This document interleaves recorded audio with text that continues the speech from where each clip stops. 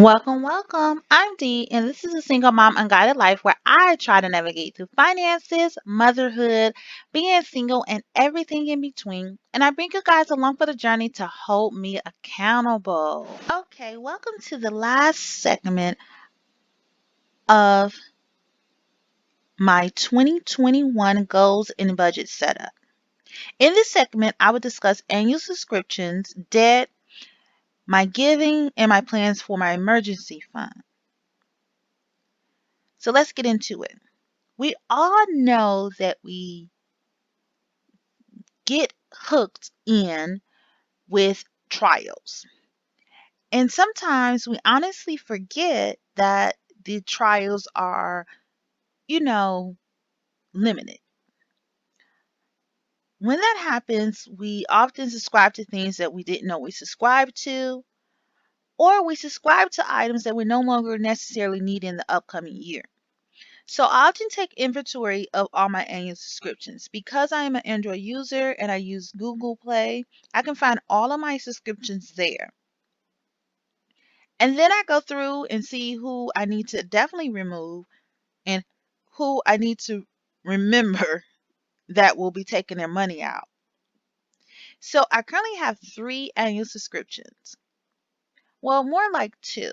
So the first one is Google One. And I'm having a love-hate relationship with it because I actually subscribed to this because I was having issue with memory on my phone or storage on my phone and I wanted to move items there. But what happens is this is actually a backup for my photos. So even though I have it set up where my photos to send a copy to my other storage, which is my OneDrive, Google One captures it well because it's attached to Google Photos. So I often get these emails that you're running out of space and you're running out of space. And recently I just received an email saying, hey, we tired of people running out of space. So what's going to happen is by June, if you don't get your act together, we deleting your stuff. So now I have to make some decisions on how to set up my Google One and what I want to Google One to hold from a year to year basis. Because it is $19.99 for a year, and I have until August 15th to make the decision to renew it. But I honestly have until June to decide how to move it to to decrease my storage. The next item I have is Weight Watchers. Now I signed up for Weight Watchers. They had a uh, buy six get three situation free or something like that. Well, I signed up for it, and to be quite honest, Weight Watchers is not for me. It's just too much inputting, too much reading. I'm not a reader, but it's just too much reading and too much calculating and too much scanning. Now, I like it simple. Give me a detox and I'm good. Because of that, I decided I'm just going to go ahead and cancel it. The cancellation fee is $39.95, and I have until January 10th to actually cancel it. So I have to remind myself to go in there and do that. Another subscription I have that I almost forgot, but luckily I was watching Jennifer Bleacher with Life in Envelopes on YouTube, and she was mentioning about her Sam's Club membership, and I was like, oh yeah, I do have a BJ's. Now the reason why it wasn't in the forefront is because I am not a bulk shopper. I actually signed up for it to get the cheaper gas. Periodically, I go in the store and pick up items, but it's not my main store. So I totally forgot about it, but I definitely need to renew it on May 31st, and that's $55. The next section we're going to talk about is debt. Now, my debt, I break it up in two sections: active and inactive. Active debt is my credit cards because I'm actively using them. Inactive debt are more so loans, those items where after I pay them off, they are no longer there.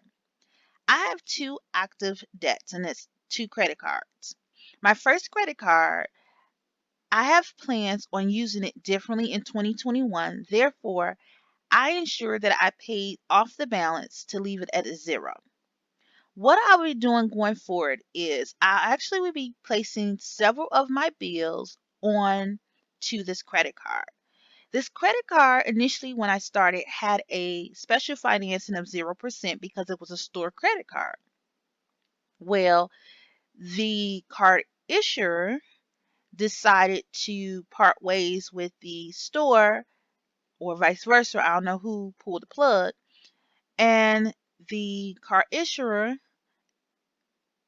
offered me to switch over from the store to a major credit card. So that perk's no longer there. And for me, credit cards is can be a drain. And I have honestly had bad habits with them. So I was very slowly creeping into the idea of actually keeping it by testing the waters. And I test the waters and determined that I can honestly use credit cards responsibly. What I'm going to do for credit card one, because the perk is you get cash back points, is to, and then you can convert it into cash or credit. I'm not 100% sure because I haven't been taking advantage of that portion just yet. So I haven't got into the meat of everything. But I'm going to place some of my bills on this credit card on a monthly basis. So going forward, when you see my paycheck to paycheck budget, it may look a little bit different because I won't be listing as many bills as I had before because I'm lumping the bills onto the credit card. Now when I do my budget pre-plan, you'll see all that information because it's important for me to know what I'm actually paying out.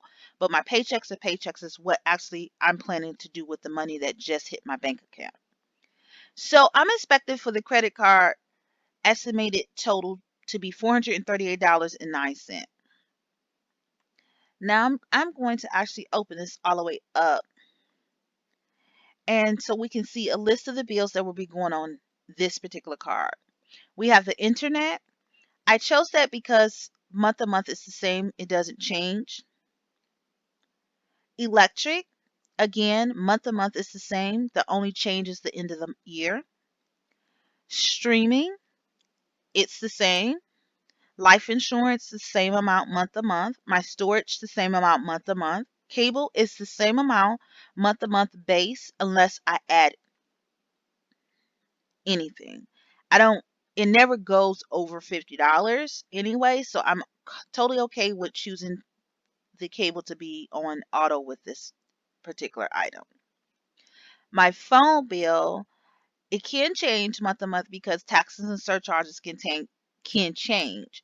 But I feel like it's at a point where I'm okay with charging it to my credit card.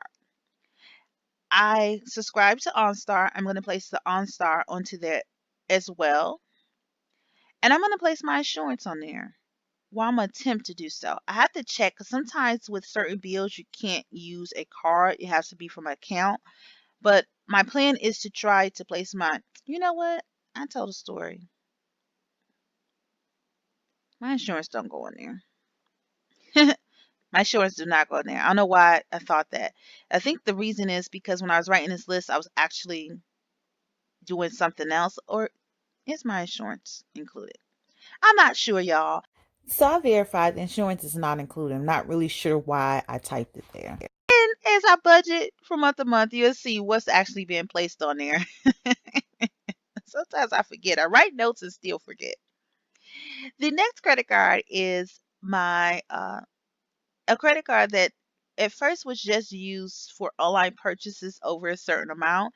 It does have a special financing of 0% when I meet those qualifications, and so that's why I keep it around. I primarily only use it when I'm making large purchases to take advantage of that 0% for 6 months.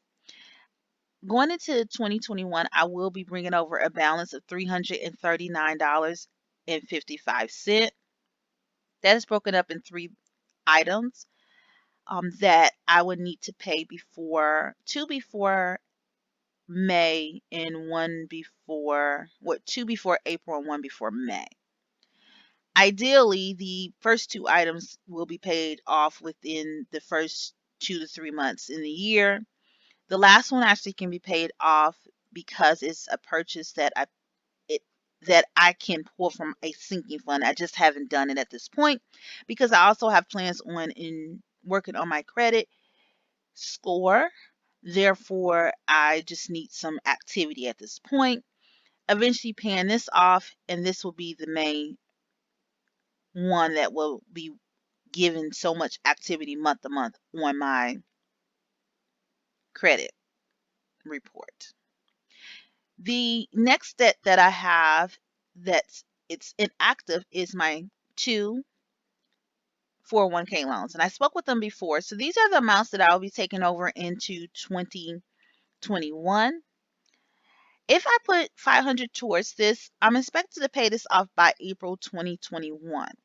So that is a very tall glass that I am trying to fill, but I am determined to make sure that they are paid off before my bankruptcy is discharged. The next debt that I have that's inactive is my car loan. At the end of the year, the amount that will be owed is $11,840.40.